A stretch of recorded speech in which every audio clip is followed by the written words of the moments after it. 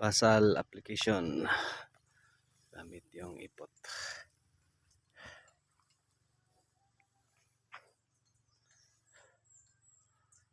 So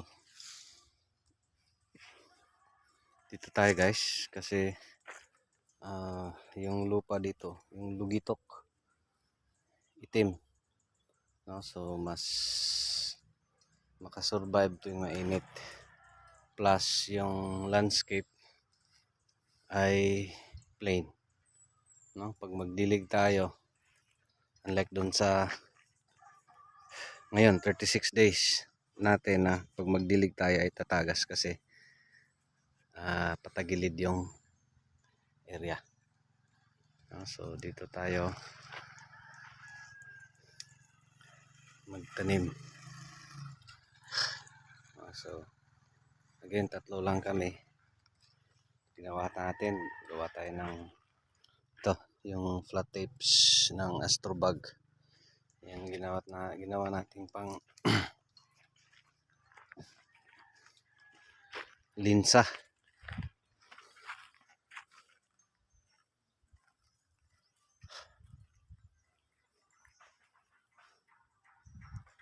So partial, dahan-dahan kasi gagawin natin, ilapag natin yung mga ipot dyan sa beds, tapos mix ng araro. May mga ipot tayo dyan, doon pa sa kabila. So dito yung land area lampas 1 hectare, no? Tapos may mga niyog, may mga saging kunti, pero at least yung landscape niya ay plain, no? Kasi naka block by block dito, so mas maganda tuwing mainit yung panahon, kasi tuwing magdilig ay hindi aapaw, no? So tapos yung lupa dito ay itim, yung itim lugitok, yun bang matagal madry, so mas maganda. So short video, palaya land prep, basal tayo ng ipot ng manok. So gagawin natin ito partial. Ngayon ay Sabado, December 16, udet. Ayan yung udet 2 years ago. So dito yung mga niyog, yung mga naputol sa udet yan, no? So again sa atin, isa sa mga nakikita kong paraan ngayon, tag-init, tapos nagbabantay yung El Nino. Ito ay garab na motor do. Tapos sa akin is, while hindi pa tayo nakahanap ng area na may sapa, may ilog, dito muna tayo magtiyaga. So kung ano yung area na meron tayo. Again, ito ay pinahiram na area. Pinahiram na area ng lola ko. Shout out Lola Nuning, no? Yung kapatid ng lola ko. So bakante na kasi. So ito, pinahiram. Tunga lang. Pinahiram,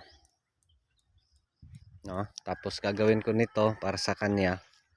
At least may income din siya kasi dito dating barin talaga. Tapos may mga kalabaw lang at saka baka. So yung mga saging niya ay hindi, wala. So gagawin ko para sa kanya, of course yung income sa niyog, no? Kasi mangyari nito, magbigay ito ng maraming bunga. Tapos yung saging, yun na yung para sa kanya. Of course pag jackpot tayo, with God's grace and God's blessings, meron naman tayong palagi naman natin yung ginagawa na magbigay ng pasalamat, no? Doon sa may-ari ng mga lupa. Again, mostly sa mga lupa na tinatamnan natin ay hindi sa atin, no? Pinahiram lang ng mga agaw dito sa lola ko, no? So thank you Lord. Wala tong renta, wala lahat. So ang gagawin ko lang nito, yung saging iplastar ko, no, yung mga tanim natin ay mabubuhay naman at saka yung saging niya ay mabuhay din. No, so in short, give and take lang, no? Kasi dating barin talaga. So walang income to. So sayang. So gagawin natin, tamnan natin saging sa gilid, no? Para may income din si Lola, no? Tapos di masayang yung lupa. No, so again dito, plain areas. So medyo yung landscape dito guys, parang hagdan-hagdan kasi may mga niyog, no?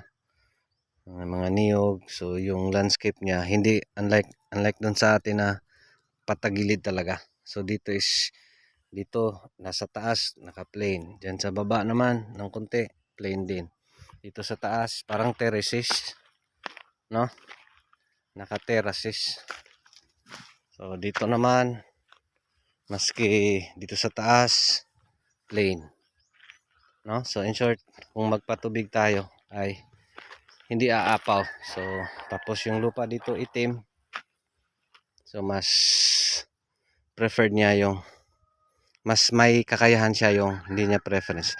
Mas may kakayahan siya tuwing mainit ang panahon kasi kaya niya mag-absorb ng tubig. Hindi aapaw.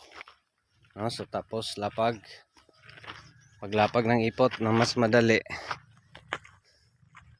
hahatiin yung sako. Tapos ayan, tapon-tapon na lang. No?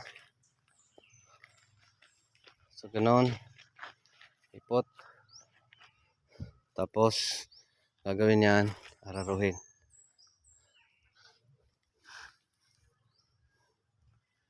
No? So dyan sa baba.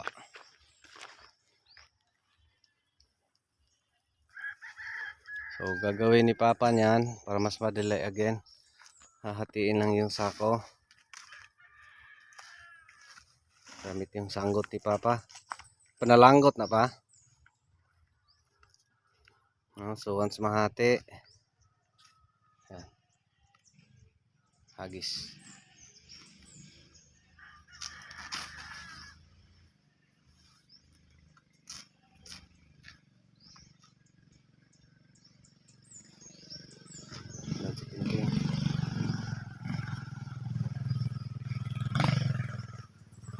So tapon yung ipot.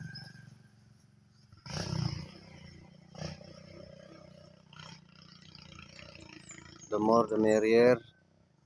So dito yung mahaba, iba. Kasi hindi pantay again, hindi pantay yung lupa dito. Yung sukat. So at least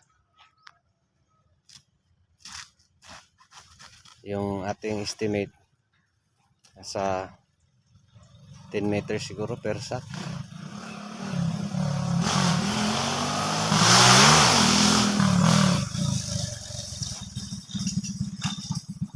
No, so yun lang. Maraming salamat. Again, Landfred, pasal application gamit yung ipot dito sa ating bagong area. Thank you Lord. Ito pa rin si Jubilo Farmer, anak ni Matoy, ang farmer nga gwapo. So dito, mahay kahit ulo.